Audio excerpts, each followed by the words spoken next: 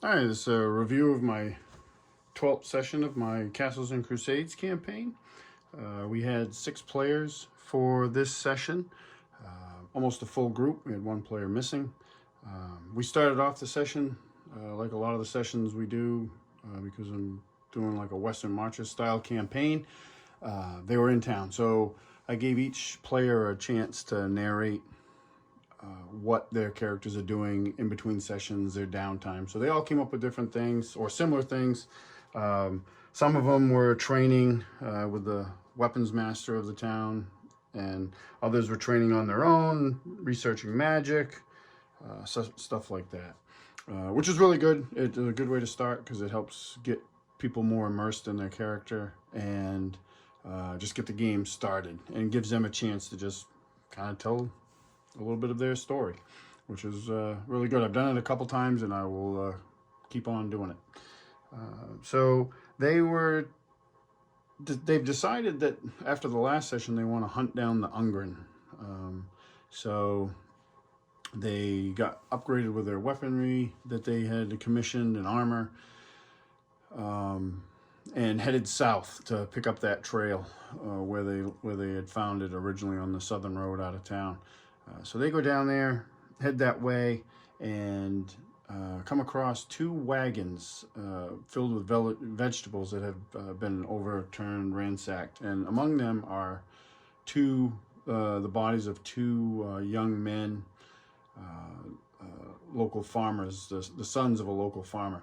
Rhonin, who is one of the characters in the group, he's a fighter, but he was a farmer, grew up on a pig farm, and left the farm because that's not the life he wanted. He wanted to be an adventurer. So his character actually was familiar with these 2 characters because his family had done business with that family before, and he recognizes them.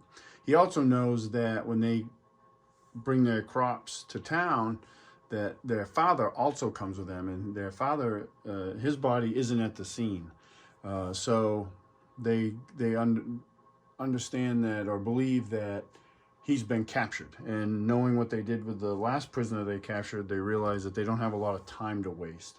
So Lork, who's my son's half-orc ranger, and Brea, who's a young female ranger that was hired by Barry the Wizard as a henchman, they pick up the trail and they strike off, leading the party into the Southern Hulmwood Forest, where they pursue all the way up into where the last session, where the merchant was killed in the clearing, and there was a shrine there to the demon Meldeth, and they follow the trail out of that and continue south, making pretty good time. And they eventually, Lork and Brea have ranged a bit ahead of the party to scout, and they see it's like thrashing in the woods. And so Lork sends her back to tell the rest of the party to catch up and something's going on, while he continues to scout ahead.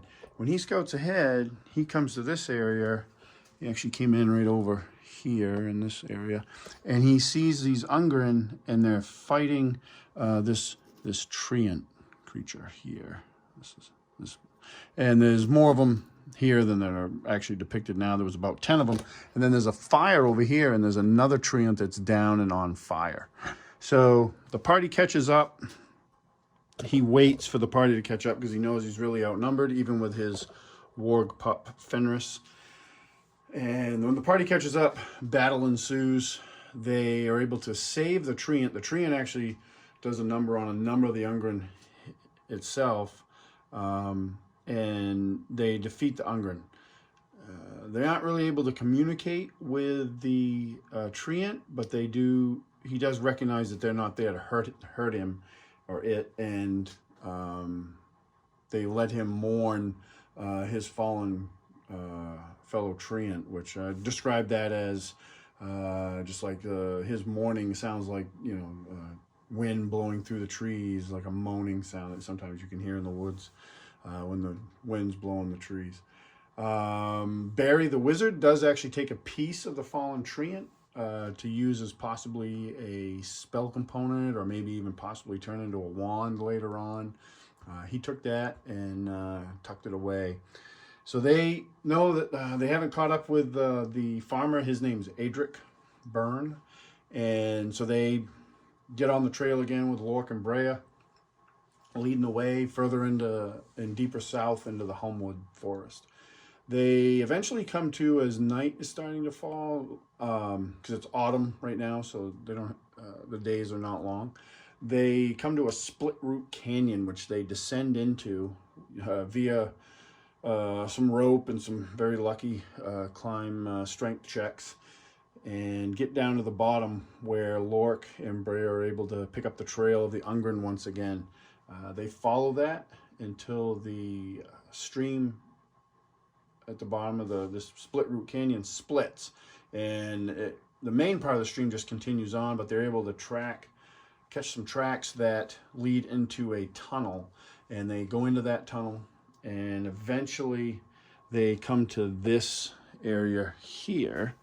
And this area over here has a bunch of ungren in it, including this guy up here who's wearing a cloak made of stitched together flesh. And at his feet is a tied up Agrax Byrne. He's still alive. So because of the Dwarven brothers, Risca and Agrax, they are not stealthy in their approach, so there is no surprise, and battle is quickly joined. Lork and Orvon, who's a half-elven knight, and they rush up here along with Fenris, which is Lork's warg pup. They rush up here and start fighting off ungren. The rest of the party stays back here. This combat here was, out of the 12 group sessions that we've had, was probably the most challenging session. The guys back here, Rhonin and Brea, they're dealing with this. They hit this ungren shaman gets hit a few times with missile fire, and in turn he casts a spell, and this wall of wind comes up in front of him, and they quickly realize that he's not going to be probably hit with any more missile fire. So Rhonin is, they're trying to maneuver around that, which eventually leads Lork, the half-orc ranger, to climb up here, but that doesn't really go that well for him, which we'll get into in a minute. This battle was really tough, though, because Rhonin was actually hit by a thrown spear and got hit with a critical hit, and then that did quite a bit of damage to him. Using some of the optional rules from Castle Crusades, he actually took double max damage, and at the time he was 2nd level. That dropped him pretty low, and then he got hit in a melee attack with one of the ungren closed on him, so he was down. I think his player told me he was down to either 2 or 4 hit points. But the Dwarven brothers and Brea and Barry were able to keep the melee to a minimum in that back area, which was good. Lork, actually, unbeknownst to any of the players, until I told them later, because Barry's character, the wizard, hit this shaman with a spell, and my intent was that all his focus was going to go on the wizard, because he did a decent attack on him. What changed that was Lork actually climbed up here and drew attention. So then he turned his attention to Lork. He cast a spell on him, which none of the players were familiar with, which was one of the many cool things about Castles and Crusades. It does a really good job with spells, and there's a lot of ones in there that my experienced group of players, and even myself, are not 100% familiar with. So Lork failed his save, took a little bit of damage, but the big thing was he was racked in pain and held in like a rigor mortis-like state. So he was held there. He couldn't do anything. And this other ungren had come up to protect him anyway, so he started laying into him. Really tough combat, but they started to turn it around and quickly dwindle down these numbers. And Lork took some more damage, but he's the highest level in the group. He was 3rd level at the beginning of this session, and one by one they start trickling these guys down. When they did hit them, they did a really good damage. So when the shaman's numbers of his followers really had dwindled down, he fled out this tunnel here and disappeared. And the rest stayed to fight to the death, and which they did. They died. And before they were finished, they heard like this roaring sound coming from the tunnel over here. And they thought at first like he had collapsed the cavern, but I explained to him, no, it sounds like an animal. They finished the battle. They rescue Agrax. Agrax asks about his sons, Colin and Cullen. And Rhonin, who was familiar with him, knows him, had the unfortunate duty of telling him that both his sons were dead.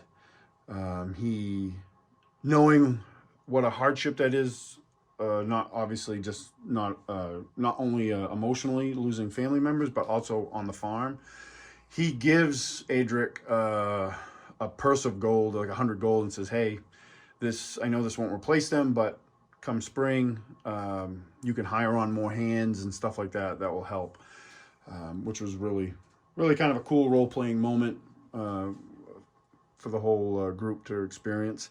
Agrax, our dwarven barbarian, and he goes back in the tunnels to explore a little bit further, finds a den that has a bunch of carcasses and bones, and the tunnel continues, and being a dwarf, he's able to determine that tunnel goes back up to into the woods. They don't follow up that way. They go back to where they are because they're like, they decide that they have to get Agrax out of here and back home, which is what they do. Good session. We had several characters leveled up. Lork leveled up to 4th. Barry the Wizard leveled up to 3rd.